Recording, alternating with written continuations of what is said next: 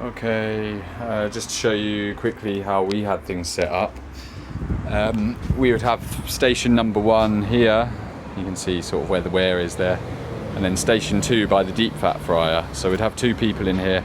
This person here would be doing the POS, taking orders and such, putting the tickets up, calling it out, and also doing the soups, which is this setup here. And then the other person would be doing our spring rolls and deep fried stuff. So yeah, basically we'd have our POS here, so you could take orders, and then there was a printer up here which you could take your tickets and put them straight up there. And then this side here we basically had soup, which we would pre-make, and we would have hot in these ready to go. Again, low energy, so we'd have it all hot from the home where we cooked in here, and we'd, tofu or vegetable stock and then chicken stock down here. First thing we do when we get to a shift is fill up our kettles with the stock, and basically this will be boiling away, and in here we'd put our noodles in the basket, so we could be doing 2 soups at the same time. Basically, as I said in the other video, you've got red for beef, gold for chicken, and green for tofu. We'd also label the packages like this. So tofu, bang, you can put that up there, and I'm going to do the same with the 3, so it's like we're making 1 of each. And then down here you'll have your bean sprouts and red onions is what we used, and then so we'd put in our toppings first, so that comes out on top once you've poured it, and then your noodles and stuff, and it would get hot, so you'd heat up all of the stuff in here in the boiling soup just for a few moments, but sort of shake it about and really get that all hot. And then when you come to I'm just going to do this with one hand, but if you imagine that I was holding that with 2 hands, when you come to pour that lot in there, you end up with the meat on the top, so it's like the other way round that you assembled it. So yeah, we had a very quick sort of turnaround of soups.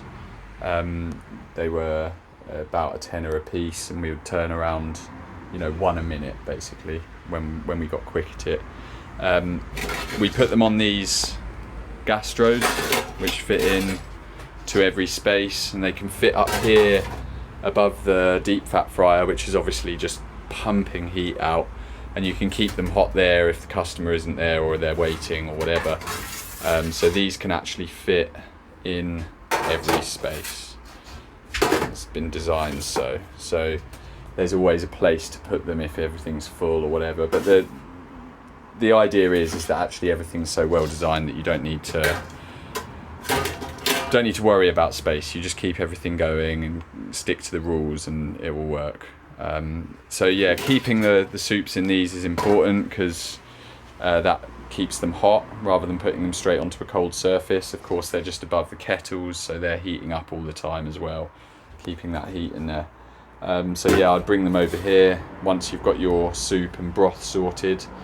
Once you've put all of your noodles and the toppings and whatever in, you'd then stick it under your appropriate either meat or veg stock thing, and just fill it up with your stock so it's nice and hot. And then you'd go on to your garnishes. So up here you can just throw them in order and get it all looking really nice. And then eventually lids, I think we had our lids just under here where the POS was, and you could lid them up, give the customer the ticket, put it in a bag, and off you go. So that was that station. And then this station, obviously self-explanatory, it is a deep fat fryer, and we were doing spring rolls, so we could stack them up here on one of our heat shelves. That would keep them nice and hot while we were waiting. If it was a busy period, we could actually stack them up there in advance. If we knew we were at a place that gets busy or whatever, we'd fill this whole shelf with spring rolls, and even box some up ready to go as well, just to make some headway on that busy period or whatever. And then over here we had packaging for the spring rolls and stuff, so all of the brown boxes that we would take and put them into. Got a little timer up here, which actually has 2. Could get another one of those, so you could do 4, and then your fire blanket. And yeah, that's about it. And we've obviously got this stuff here, that was piping hot tofu, which we kept hot with the little gas canisters. And yeah, that's basically it for the food making side. So that's what we did. We were making Vietnamese pho and spring rolls. That was it. So we really specialised in those 2 things. In a small trailer like this, it's certainly better to simplify your menu and do 2 or 3 or 4 things, up to 4 things really well, rather than a huge menu and whatever, because you don't have the storage space, and also it's designed for a specific function, although it can be altered quite easily. Yeah, we also have a hot water tap as well, which actually only turns on when you have the DC to DC charger on, because otherwise it drains the battery. It's a trucker's hot water thing. But yeah, so that's your inside. Down there under there you've got the stopper that turns off when you close the roof and such. So yeah, just to point that out now that we're here.